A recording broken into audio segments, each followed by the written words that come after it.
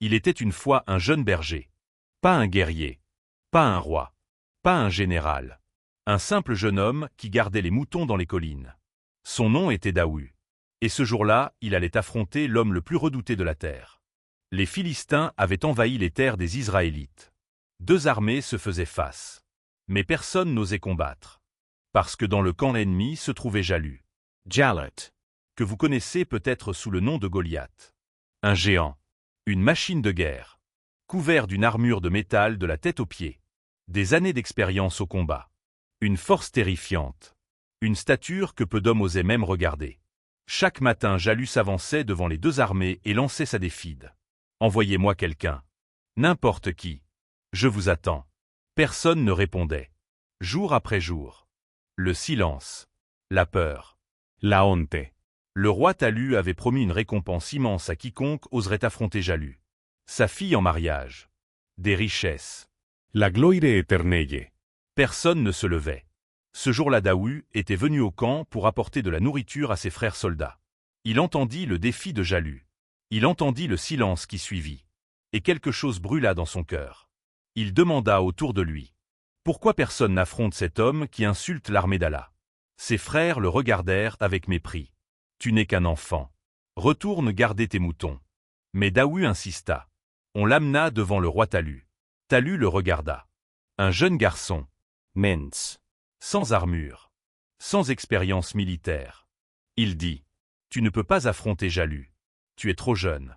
Daoud répondit comment. J'ai gardé les moutons de mon père. Quand un lion venait, je le tuais. Quand un ours venait, je le tuais. Allah m'a protégé contre eux. Il me protégera contre celui-là aussi. Talut fut convaincu. Il essaya de mettre son armure sur Daoud. Elle était trop grande. Trop lourde. Daoud l'enleva. Il prit ce qu'il avait toujours eu. Sa fronde. Et quelques pierres ramassées dans le ruisseau. Les deux armées regardaient. D'un côté Jalut. Le géant. L'invincible. Couvert de métal. Armé jusqu'aux dents. Qui avait tué des centaines d'hommes. De l'autre côté Daoud. Un jeune berger. Une fronde. Quelques pierres. Jalut regarda Daoud et éclata de rire. C'est tout ce qu'ils ont trouvé? Un enfant? Daoud ne répondit pas avec des mots. Il plaça une pierre dans sa fronde. Il pensa à Allah. Et il lança. La pierre traversa l'air. Elle frappa Jalut en plein front. Le géant chancela. Il tomba. Jalut. Le guerrier invincible. Abattu par une seule pierre. Lancé par un jeune berger. L'armée ennemie, voyant tomber leur champion, fut saisie de panique. Elle s'effondra et prit la fuite. La victoire était totale. Ce jour-là, tout changea pour Daoud. Allah lui accorda la royauté et la sagesse. Il devint roi. Il devint prophète. Allah lui donna le Zabur, un livre saint.